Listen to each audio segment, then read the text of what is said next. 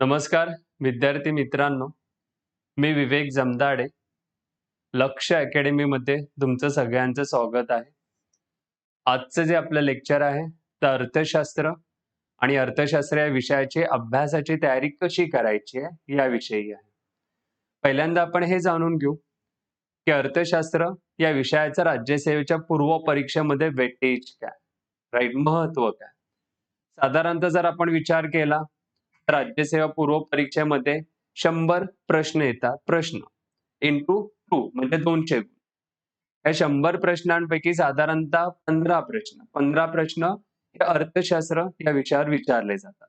म्हणजे 15 प्रश्न म्हणजे इंटू किती झाले 2 म्हणजे 30 गुण. आता लक्षात ठेवा की अर्थशास्त्रामध्ये जर तुम्हाला पैकीच्या पैकी 30 गुण मिळवायचे असतील तर नेमकं अर्थशास्त्र या विषयाच्या अभ्यासाची तयारी तुमची कशी असायला हवी. नॉर्मली आपण अभ्यासाची तयारी करताना काय करतो, 10वी 12वी ग्रॅज्युएशन पर्यंत आपण काय करत आलोय, पुस्तक वाचत आलंय, परीक्षेला गेलं, एखादा शब्द दिसला, लिहिलं, शब्द जरी आला की उतरून काढायचं, लिहिलं की विषय संपायचा. मग लक्षात ठेवा, एमपीएससी क्रॅक करायची असेल आणि त्यातही अर्थशास्त्र या विषयात जर पैकीच्या पैकी गुण मिळवायचे असतील तर तुमचे 3 घटक हे तुम्हाला समजून घेणं महत्वाचं आहे. या विषयाचे 3 घटक. मग हे 3 घटक आहेत काय? तर लक्षात ठेवा की साधारणतः फर्स्ट आहे, ज्याच्यामध्ये आपण हे बघतो की अर्थशास्त्र या विषयाची डेफिनेशन आणि जी कन्सेप्ट आहे ती व्यवस्थित समजणं महत्वाचं आहे. जर डेफिनेशन कन्सेप्ट व्यवस्थित समजली तर तुम्हाला अर्थशास्त्र या विषयामध्ये पैकीच्या पैकी गुण मिळवणं काय होणार आहे, शक्य होणार आहे. पण जर समजा तुम्हाला ही कन्सेप्टच क्लिअर नसेल, डेफिनेशनच क्लिअर नसेल, तर तुम्हाला मात्र पैकीच्या पैकी गुण मिळवणं शक्य होणार नाहीये. तर तुमची कन्सेप्ट ही क्लिअर असणं गरजेचं आहे. म्हणजे थोडक्यात सांगायचं झालं, बँक दर ही एक डेफिनेशन आहे. मी वाचली पुस्तकात की बँक दर म्हणजे काय, की आरबीआय ऍक्ट 1934 नुसार आरबीआय व्यापारी बँकांना दीर्घ मुदतीसाठी ज्या दराने कर्ज देते त्या दराला बँक दर म्हटलं जातं. वाचलं. एक्झामला गे एक्झामला गेल्यानंतर त्याच्यावरती प्रश्न आला की बँक दराच्या बाबतीत पुढीलपैकी योग्य विधान निवडा. पहिला पर्याय आहे, तेजीच्या काळात बँक दर वाढवला जातो. सेकंड आहे, मंदीच्या काळात बँक दर कमी केला जातो. आणि खाली ए आणि बी. मग आता प्रश्न येतो, बँक दर तर वाचलंय की लॉंग टर्म साठी दिलं जाणारं कर्ज, पण एक्झाम मध्ये तर विचारले गेले की तेजीच्या काळात, मंदीच्या काळात, मग आता नेमकं काय करायचं. मग अशा कंडिशन मध्ये जर तुम्ही फक्त वाचून गेला असाल तर तुमचं इथे उत्तर चुकण्याची शक्यताही जास्त असते. लक्षात ठेवा, आपल्याला 30 गुणांना लक्ष करायचंय, टार्गेट करायचंय. मग हे टार्गेट करत असताना आपल्याला ती डेफिनेशन, ती कन्सेप्ट ही व्यवस्थित समजून घेणं गरजेचं आहे. फक्त वाचन करून एक्झामला जात असाल तर पॉसिबल नाहीये की तुम्हाला पैकीच्या पैकी गुण मिळतील. मग हे पैकीच्या पैकी गुण मिळवायचे असतील तर पहिला प्रेफरन्स, पहिलं प्राधान्य आपलं काय असणार आहे, की अर्थशास्त्र या विषयाला आपल्याला समजून घ्यायचंय. डेफिनेशन, कन्सेप्ट, प्रत्येक वर्ड्स हे आपल्याला समजून घ्यायचे.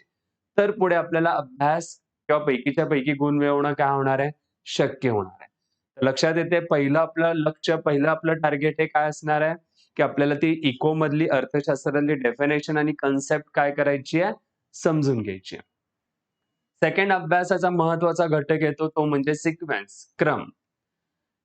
आता जर हा क्रम आणि सिक्वेन्स अभ्यास करायचा असेल तर तो नेमकं कसा करायचा. लक्षात ठेवा, हा सिक्वेन्स क्रमच्या बाबतीत, लोकसंख्येच्या बाबतीत तुम्हाला याचा यूज करता येईल किंवा इतर काही फील्डमध्ये त्याचा वापर करता येईल. आता त्याचं एक एक्झाम्पल देतो, की समजा लोकसंख्या तुम्ही हा टॉपिक करताय आणि या लोकसंख्येमध्ये 2011 ची जनगणना. मग सर्वात जास्त लोकसंख्या असणारे टॉपचे 3 राज्य, सर्वात कमी लोकसंख्या असणारे शेवटचे 3 राज्य, त्याच्या व्यतिरिक्त सर्वात जास्त लोकसंख्या वाढीचा दर असणारे राज्य, सर्वात कमी. मग हे आपल्याला अभ्यासायचे. आता अभ्यास करून सोडून नाही द्यायचंय, ते आपल्याला लक्षात ठेवायचंय. मग त्यासाठी शॉर्ट कीजचा वापर करणं गरजेचं आहे. शॉर्ट कीज म्हणजेच काय, की एक एक्झाम्पल देतो, की 2017 मध्ये एसबीआय मध्ये 5 बँकांचं विलिनीकरण केलं गेलं. राइट. मग या 5 बँकांची नावं कोणती होती? तर एक state bank of Hyderabad, second state bank of Mysore, third state bank of Travancore, fourth state bank of Bikaner and Jaipur आणि fifth state bank of Patiala. किती नाव आहे? हैदराबाद, बिकानेर अँड जयपूर, मैसूर, त्रावणकोर आणि पटियाला. आता ही नावं आपल्याला लक्षात ठेवायची. मग शॉर्ट कीज काय? HMT, BJP. H for Hyderabad, M for Mysore, T for Travancore, B and G म्हणजे बिकानेर अँड जयपूर आणि P म्हणजे पटियाला. झाली 5. म्हणजे सिक्वेन्स मी कसा केलाय? त्याला शॉर्ट केलंय आणि माइंडमध्ये काय केलंय? सेट केलं. मग ह्या शॉर्ट कीजचा आपल्याला तिथे काय करायचं आहे? वापर करायचा आहे, की जिथे कुठेही काय येणार आहे? सिक्वेन्स येणार आहे, त्या ठिकाणी. त्यानंतर तिसरा इकोमधला अर्थशास्त्रामधला महत्वाचा घटक येतो तो म्हणजे नंबर्स.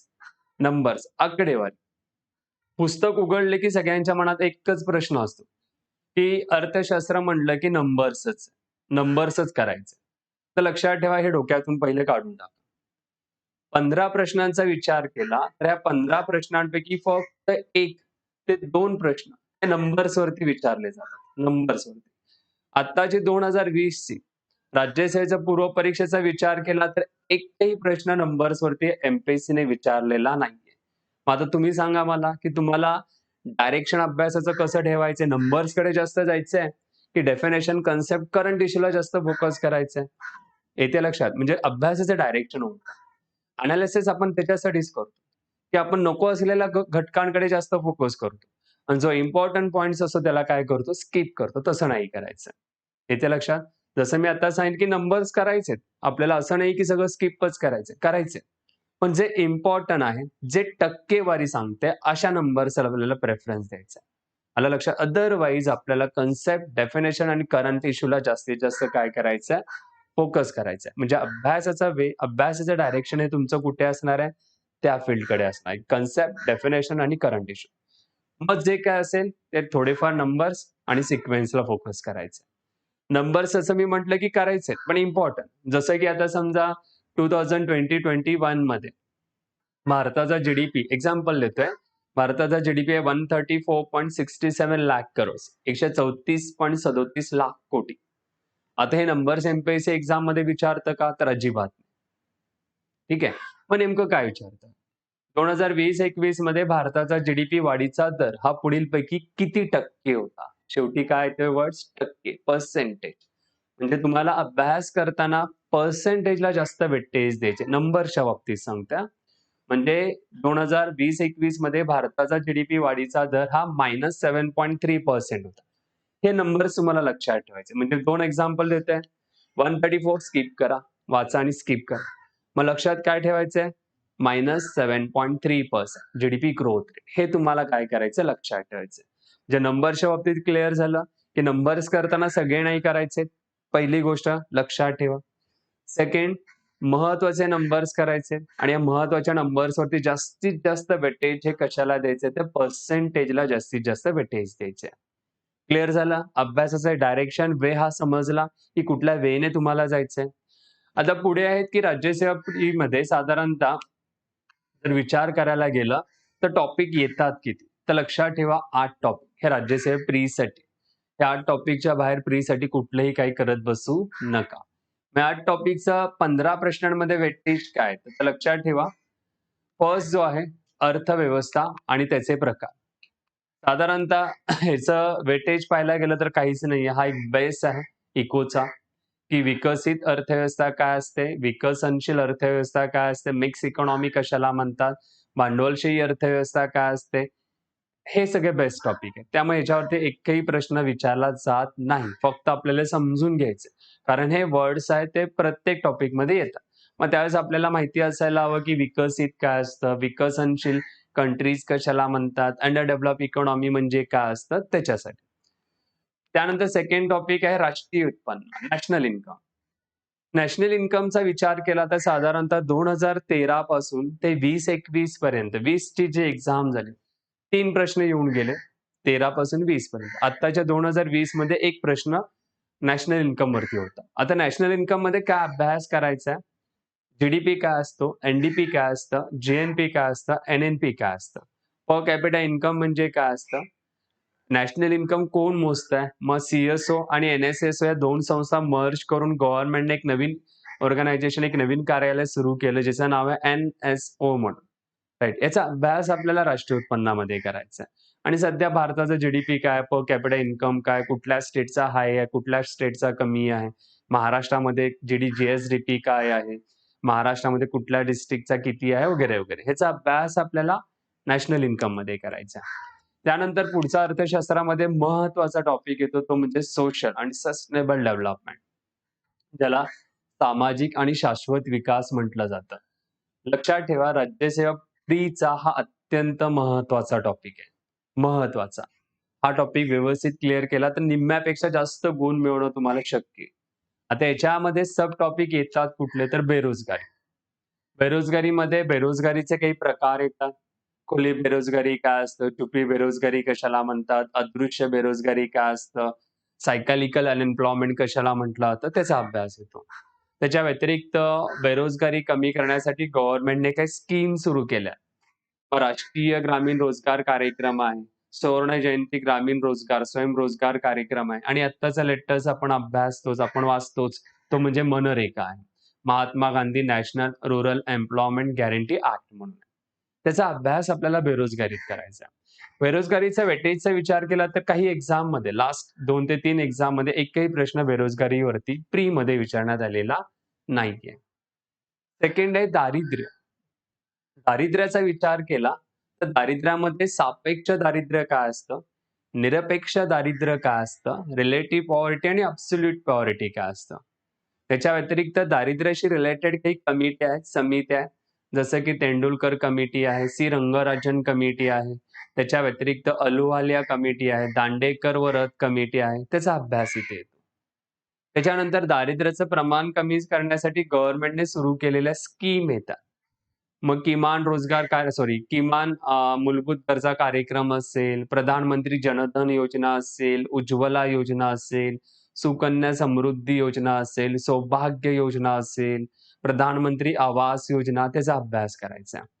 आणि त्यानंतर दारिद्र्यामध्ये पुढे येतं एम-पी-आय म्हणून ज्याला मल्टी डायमेन्शनल पॉवर्टी इंडेक्स म्हटलं जातं, बहुआयामी दारिद्र्य निर्देशांक. याच्यावरही एम-पी-एससी सतत प्रश्न विचारते. म्हणजे दारिद्र्याचा अभ्यास करताना 4 घटक लक्षात ठेवा. 1 दारिद्र्याचे प्रकार, दारिद्र्याशी रिलेटेड असणाऱ्या समित्या, त्यानंतर दारिद्र्याशी रिलेटेड असणाऱ्या स्कीम आणि चौथा आहे एम-पी-आय म्हणून. याचा अभ्यास करायचा. दारिद्र्याचा वेटेजचा विचार केला तर 100% 2 ते 3 प्रश्न दरवर्षी एम-पी-एससी विचारते. मग ती कदाचित स्कीमच्या स्वरूपात असू शकते, आकडेवारीच्या स्वरूपात असू शकते, डिपेंडिंग. पण 2 ते 3 प्रश्न एम-पी-एससी दारिद्र्यावरती विचारते म्हणजे विचारतेच. ठीक आहे. दारिद्र्यानंतर पुढचा आहे लोकसंख्या. आता लोकसंख्येचा परीक्षेच्या दृष्टीने वेटेजचा विचार केला तर 13 पासून ते 2020 पर्यंत लोकसंख्या या टॉपिकवरती साधारणतः 25 प्रश्न 25 क्वेश्चन एम-पी-एससीने विचारले. 25 प्रश्न. म्हणजे तुमचं याच्यावरून लोकसंख्येचं वेटेज काय तुमच्या लक्षात येईल. आता लोकसंख्येमध्ये नेमका अभ्यास काय करायचा आहे? तर एक फर्स्ट वन लोकसंख्येमध्ये येणाऱ्या पहिल्यांदा काही डेफिनेशन्स आहेत त्या क्लिअर करा. बालमृत्यू दर काय असतो? जन्मदर काय असतो? मृत्यू दर काय असतं? त्यानंतर ज्याला आपण म्हणू की कुपोषण म्हणजे काय? मालन्यूट्रिशन, अर्भक मृत्यू दर काय असतं? हे क्लिअर करा. त्याच्यानंतर आहे लोकसंख्या वाढीची काही कारणं आहेत, रिझन आहेत, ते वाचा. लोकसंख्येचं महत्त्व काय? ते वाचा. 2011 ची जनगणना आहे. त्याचा पूर्ण अभ्यास करा, की कोणत्या राज्यामध्ये किती वाढतंय, कोणत्या राज्यात कमी आहे, वगैरे, वगैरे. त्यानंतर जनगणनेचा इतिहास आहे, तो अभ्यास आहे.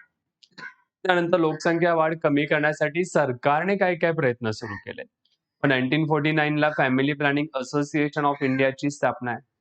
1976 ला फर्स्ट नॅशनल पॉप्युलेशन पॉलिसी गव्हर्नमेंटने इंट्रोड्यूस केली होती. ते अभ्यासा.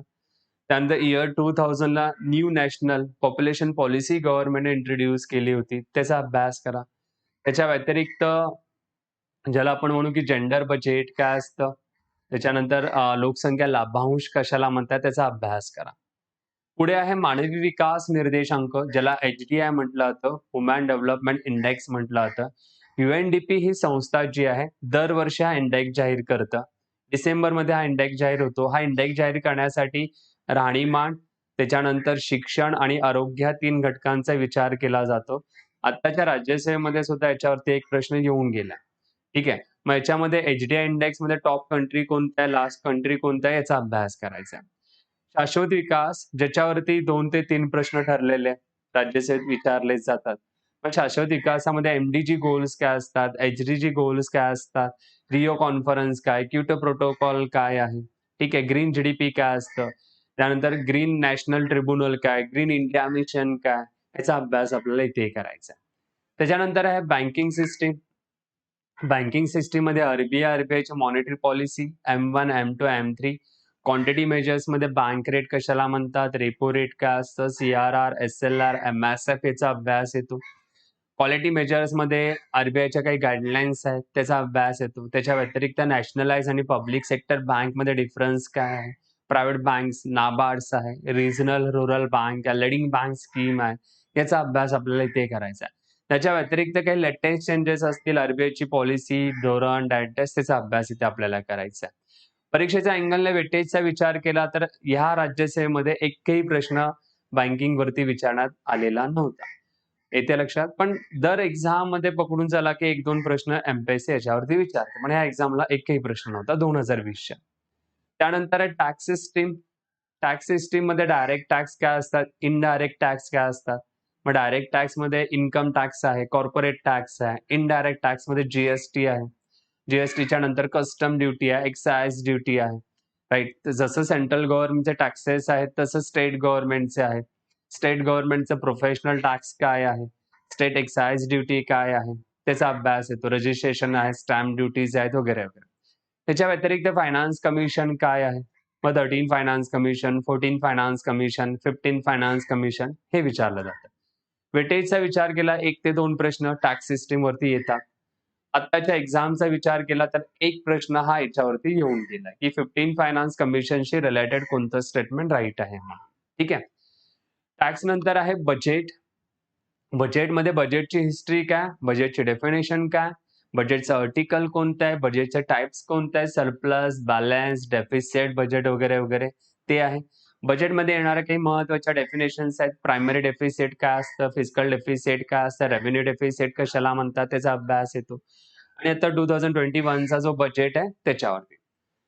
एक्झामच्या व्ह्यूने वेटेजचा विचार केला तेच 1 ते 2 प्रश्न बजेटवरती येतात. आत्ताच्या एक्झामचा विचार केला तर एकही प्रश्न बजेटवरती आलेला नव्हता. ठीक आहे. त्याच्यानंतर आहे पुढचा टॉपिक परकीय व्यापार ज्याला फॉरेन ट्रेड म्हणतात. मग फॉरेन ट्रेड पॉलिसी असते काय? कोण डिक्लेअर्स करतं? ठीक आहे. बी-ओ-टी बॅलन्स ऑफ ट्रेड काय असतं? बॅलन्स ऑफ पेमेंट काय असतं? त्याच्यानंतर डिव्हॅल्युएशन्स काय असतं? ॲप्रिसिएशन काय असतं? रुपीज कन्व्हर्टेबिलिटी म्हणजे काय? फॉरेन डायरेक्ट इन्व्हेस्टमेंट काय असतं? सेज काय असतं? Special economic zone. National investment and manufacturing zone काय आहे? ॲग्रीकल्चर प्रोसेसिंग झोन काय असतं? त्याचा अभ्यास आपल्याला इथे करायचा आहे. आत्ताच्या राज्यसेवेच्या अँगलने विचार केला तर एक प्रश्न याच्यावरती विचारण्यात आलेला होता. 1 ते 2 प्रश्न ठरलेले असतात, जे फॉरेन ट्रेडवरती विचारले जातात. पुढे आहे लास्ट टॉपिक जो आहे किंमतवाढ. इन्फ्लेशन.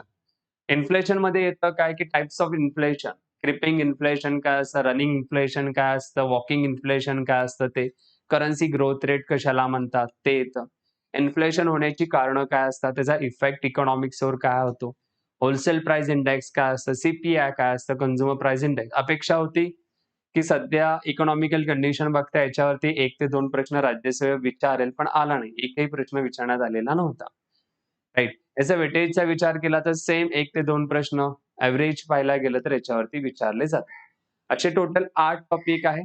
ज्याचा अभ्यास आपल्याला पूर्व परीक्षेसाठी करायचा आहे आणि जसं मी अभ्यासाचं तुम्हाला डायरेक्शन सांगितलं, की त्या वेळेनं आपल्याला जायचं आणि त्या वेळेनं आपल्याला इकोचा अभ्यास करायचा आहे, की जेणेकरून आपल्याला 30 पैकी 30 गुण मिळवणं काय होणार आहे?